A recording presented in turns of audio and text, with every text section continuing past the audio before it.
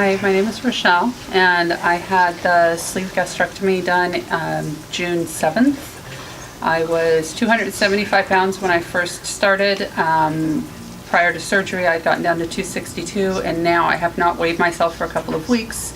I would say, though, that I'm probably down to about 210 at this point based on clothing sizes. I was a size 20, barely, going closer to a 22 when I first started, and I now just had to buy clothes yesterday, and I'm in a size 14. I have not worn a size 14 in about 15 years. So, and I'm probably going to get quite a bit smaller. I had originally planned on doing my surgery in April, but my daughter almost had a heart attack when I told her I was going to Mexico to have surgery. She made me reschedule so that she could go with me. My daughter's a medical student, so she said there was no way I was going out of the country without her to have surgery. She went with me, and she was a little surprised by how well everything was run. There were a few things that she was a little surprised by, that she wouldn't go, she says, but by the end she had changed her mind. She really appreciated the quality of care and how wonderful everybody was, and so was I. The staff, all of the nurses, and the doctors were wonderful. I had Dr. Valenzuela, and she was just the kindest and warmest and most caring physician I've met. I've not had a doctor as wonderful as her in the States.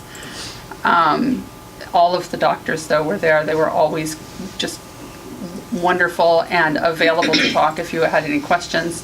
The nurses and the other staff at the hospital were falling over themselves to help you. To give you anything you needed, to make sure that any pain issues were addressed, any discomfort that you had, any questions, they were always available. You won't get that kind of care anywhere in the States unless perhaps you're a billionaire. It's beyond remarkable. The transportation staff, both Victor and Art and all of them coming to Mexico, going back, and transportation around the city, and giving you information on where to visit and where not to visit, where to do your shopping and things like that. They're wonderful. You couldn't ask for anything better. You feel completely safe. For anybody who hasn't been to Mexico, I've been before. So I didn't really have any concerns, but for anybody who hasn't, when there were other people, you get to know the men and women that are there while you're there. They are extremely helpful and provide you with, good ideas of where to go and do your shopping. So listen to them, and they won't steer you wrong. As far as making the decision to have the surgery, I wish I would have done this years ago. I'm a veteran. I'm a disabled veteran. I could have done this through the VA, but I would have had to jump through the hurdles. It would have taken a couple of years, and I got tired of waiting. I got tired of being in pain.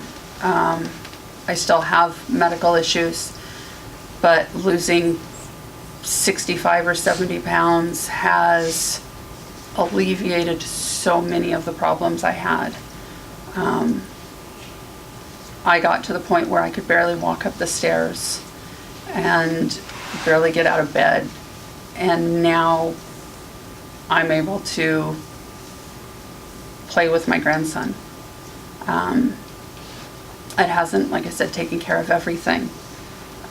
There's still medical procedures I need, but I've gone from being 100% disabled to being able to actively participate in playing with my grandson. And without this procedure, I don't see that having happened.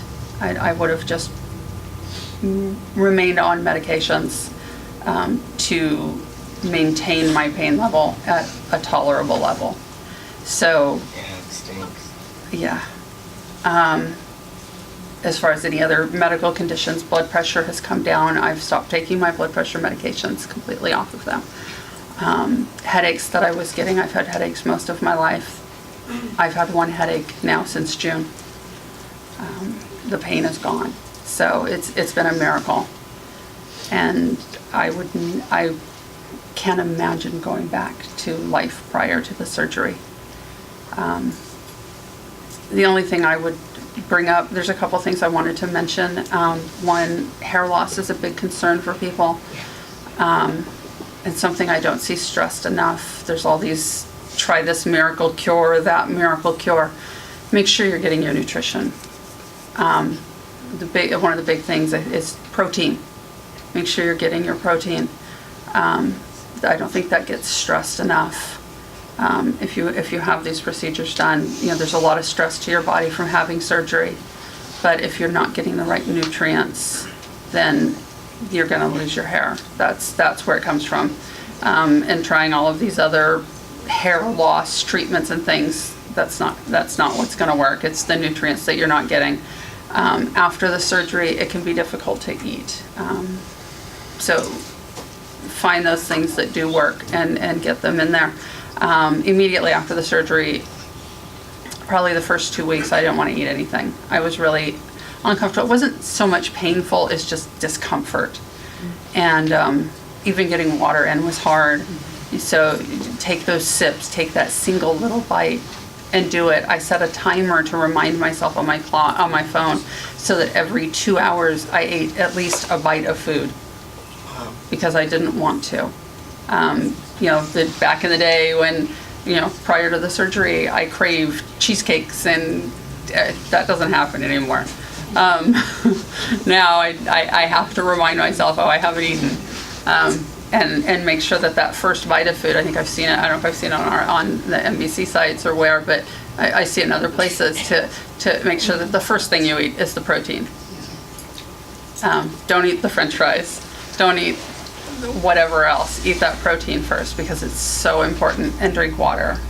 Lots of water.